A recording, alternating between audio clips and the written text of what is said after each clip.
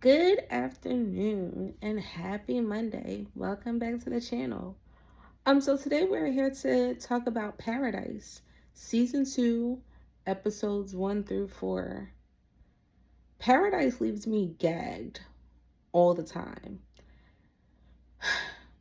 Pardon me if I'm talking fast. It's very exciting. I just got finished watching episode 4, Thoughts Are Racing. Let's go back. Episode 1, Graceland. First thing first, hey Angel, I see you. I don't know her for real, but she is all over social media, and I love seeing her in this show. She played Gail in the first episode, so it is amazing to see that chick Angel um aside from social media. But we meet Annie. Annie is in Graceland. Um, she's going through some things, but she ultimately ends up back at Graceland as an adult. And that's where she happened to be when the world ended. So not too much happened in I mean, things happen, but it wasn't anything. Well, actually, I can't say that. Episode 1 was cool. It was just character development, so that because we were getting introduced to new characters, so it was like Annie. She was there by herself. Gail, who is the character that chick Angel plays, unfortunately she passed away. So like it's been a very long time since Annie has had any kind of human contact whatsoever. Then she sees like a caravan of people, caravan of men specifically, come in, and she went into hiding like she was supposed to, but they ended up finding her. She thought they were nefarious, but they were not. Um, and it kind of like is a brief moment of normalcy for Annie. I forget the guy's name, but the one of the main guys from the caravan, younger guy, he's about like 25, or he's supposed to be 25, but whatever. Um, he and Annie take a liking to each other. Um, she takes this caravan on a tour of Graceland because that's where she is, and they end up hugging, and Annie ends up crying because understandably it's your first human contact after however many years, however long. So totally understandable. But then they end up doing a do, and I don't know if it's the thing just because it's been so long since she's had human contact, but Annie and the guy super irresponsible because what we will come to find out at the end of episode 1, Annie is pregnant. Not a little bit pregnant, not maybe possibly pregnant. Annie is all the way live pregnant. Again, I want you to think about this. This is post end of the world type situation, and you pregnant by yourself. Why? Anyway, whatever. Um the guy, and I really should probably find out what his name is, but this caravan mentions going to find the bunker in Colorado because they need to kill Alex. Who is Alex? Guess we'll find out. Um, as we go through episode 2 and 3, we see that Xavier, after leaving Colorado, immediately crashed his plane. Like, immediately, plane crashed, disaster. He finds, or these kids find him, and they take all his stuff, essentially. But they also kind of keep him safe, or safe enough until he's able to heal enough to continue on his journey. Because as we know, the end of the last season, Xavier is leaving the bunker to go find his wife. Because she should have been with him in the first place. But whatever, he's going to go find his boo. So there's that. I do have a question though. What's up with the nosebleeds? So, just random nosebleeds. Then we end up kind of like seeing Sinatra and more of her backstory as to how she was able to build this bunker and who all was involved and things like that.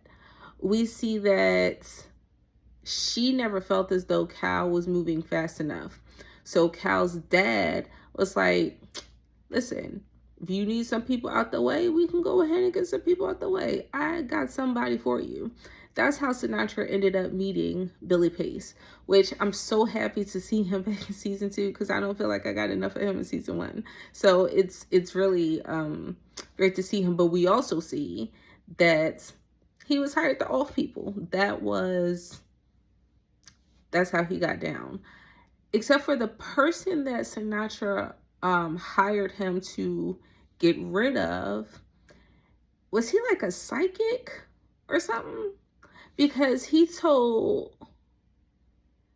So Sinatra wanted his land. He refused to sell.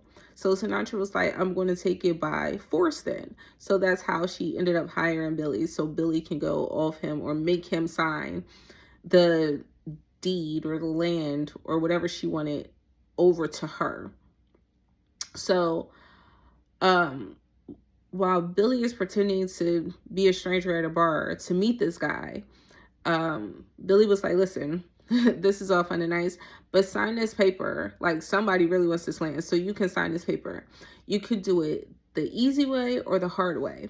So the guy takes the paper and it looks like he signed it. So Billy's thinking, oh, cool, he did it the easy way.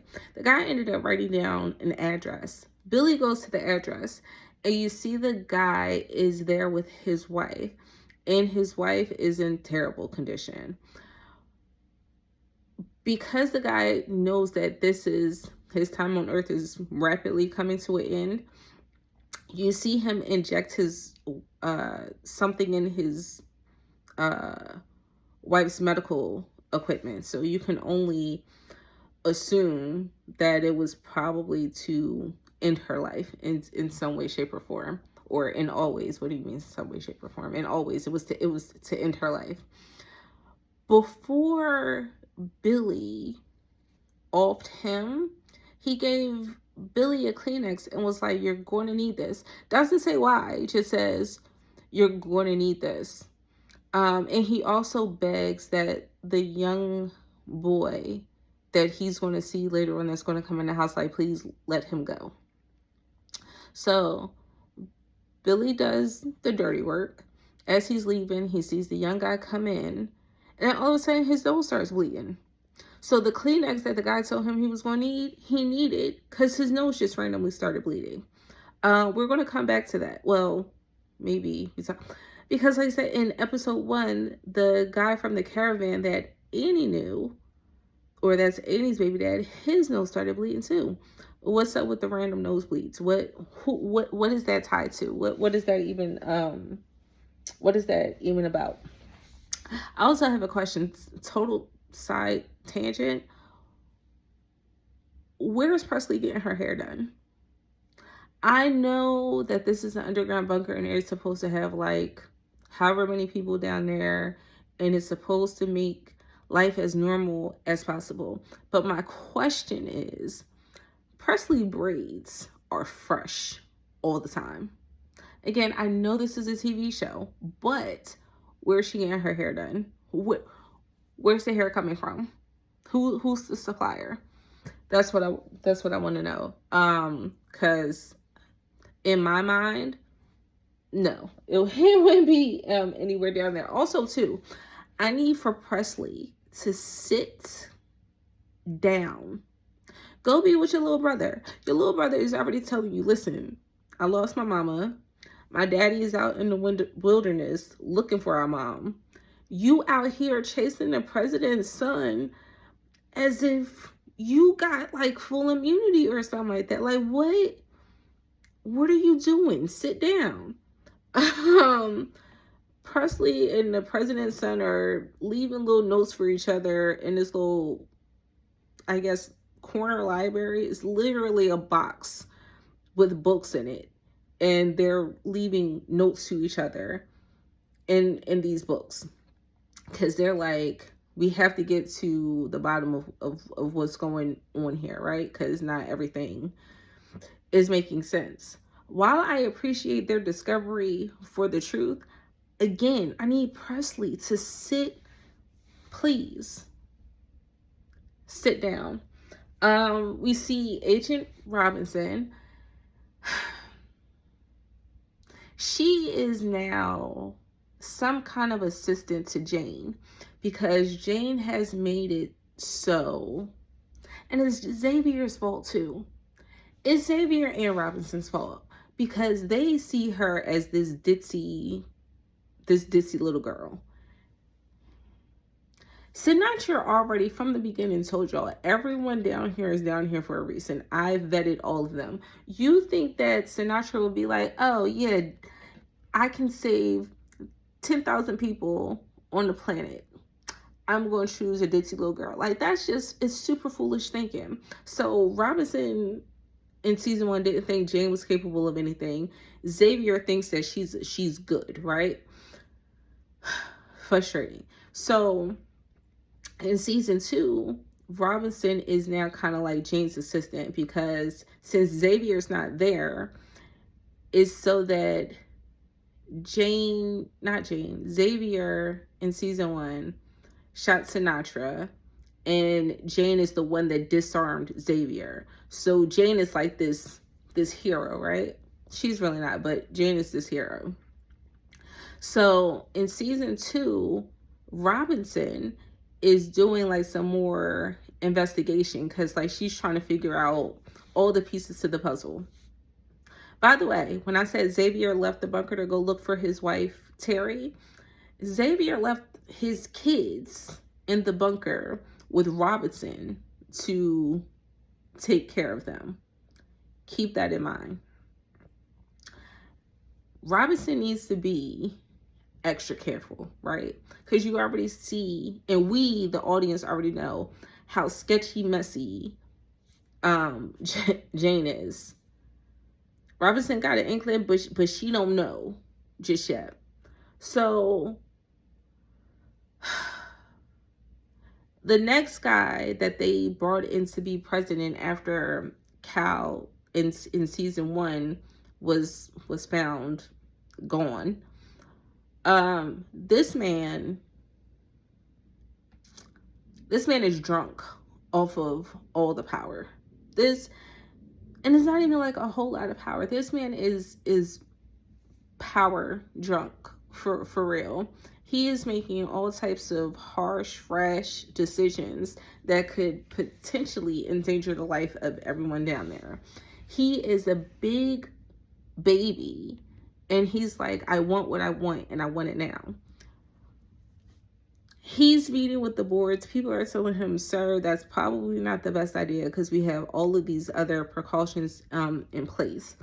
And they're like, it's some other stuff that Sinatra was working on. So he's trying to figure out what Sinatra was working on, because he feels like, because he's the president, he should know. Again, just to put things into perspective, this is Sinatra's situation. If anybody got the power for real, it's her. So as I said, in season 1, Sinatra was shot in the neck. In season 2, she's waking up. Jane goes in to see her and asks, does she remember anything? Sinatra is acting as if she doesn't remember anything. They do the interview interrogation room with Dr. Tarabi, and she's asking Sinatra a whole bunch of questions like, do you remember this? Do you remember that? Da, da, da.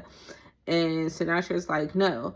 Now, we know Sinatra is smart enough not to be like, oh yeah, I remember. And now that I am at a disadvantage, I'm going to tell you guys all my secrets. We all know that's not the case. In one of the episodes, Dr. Tarabi brings Sinatra a picture frame. And it's like, do you remember when this was taken? Sinatra goes on to talk about that picture, like when specifically the picture was taken, and it's kind of like Tarabi is listening like, oh, so you do remember, like you're acting as if you have zero memory. You do have some of your memory, but also in the picture frame is a listening device. So Tarabi is home listening to Sinatra because Sinatra, an idiot, leaves the picture frame in her desk as if they haven't been confined enough, and Dr. Tarabi hasn't known her enough to know like what she needs to do. And also everybody is suspicious of everybody down there. Anyway, Robinson is doing some investigation because Billy's death isn't sitting quite right. So she goes to look into his files, and she's noticing that Jane happens to be like a common denominator um and a lot of stuff. And Jane was saying in her report that Billy was depressed and all this other kind of stuff.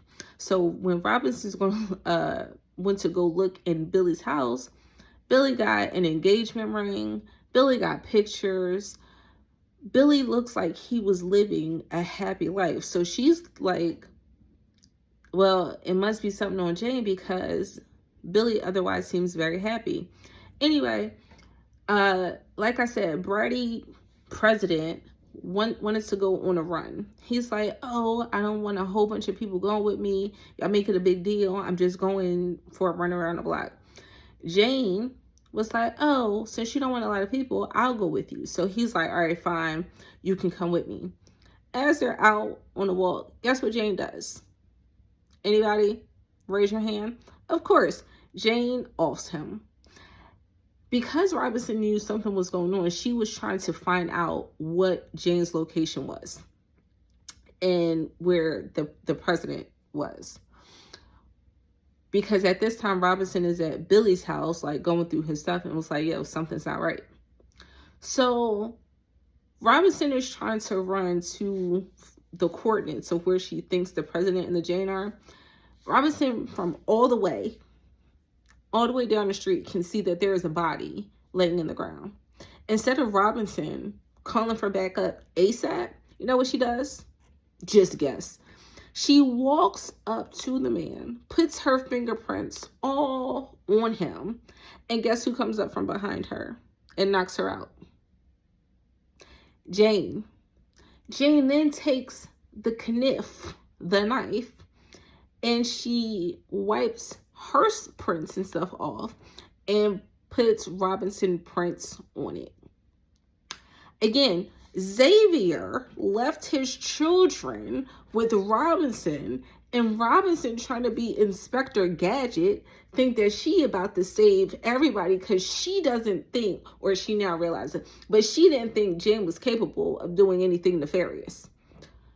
Insanity. So we still have to see what's going on with that. Episode 4, fresh from watching that, I knew Annie was going to die. I'm sad that she died, but I knew Annie was going to die. Poor Annie. So she found Xavier, nursed him back to health. They're traveling to Atlanta to then go to Colorado, right?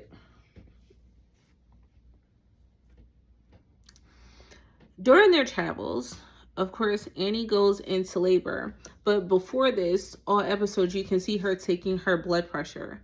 You can tell that she is dealing with preeclampsia because her feet and ankles are swollen. Her blood pressure is high. And you can see Annie is looking stressed. Annie's main goal and objective is she just wants to go for help.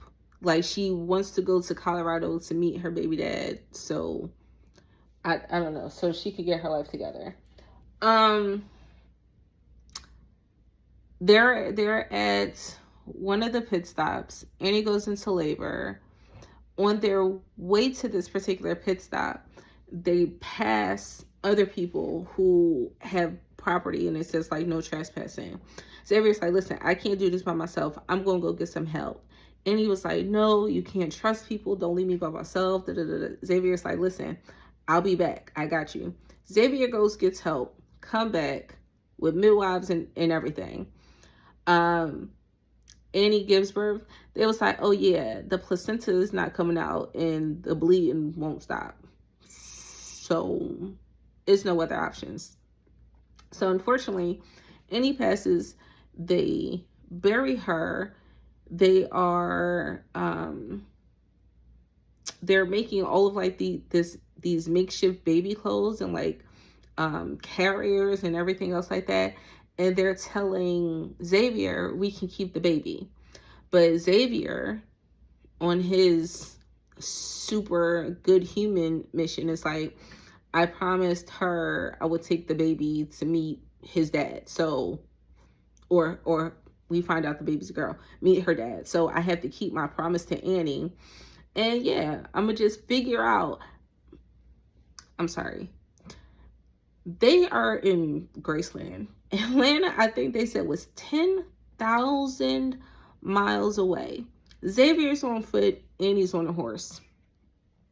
Now that Annie has passed, Xavier is on a horse. Xavier's on a horse with a newborn. Going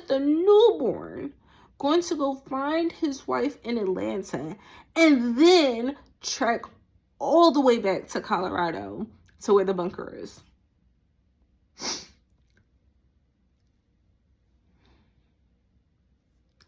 I just think that's an extremely stressful situation that I don't think I would ever want to put myself in. Because why? So unnecessary. We see that we see that Xavier has gotten to Atlanta. He's finally reached Atlanta with the newborn. He gets to the coordinates that his wife left on the receiver that he heard back in season 1.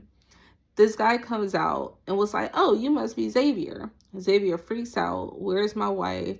And the guy's like, listen, Terri was my best friend, like my sister. We were working on putting stuff together, but someone took her.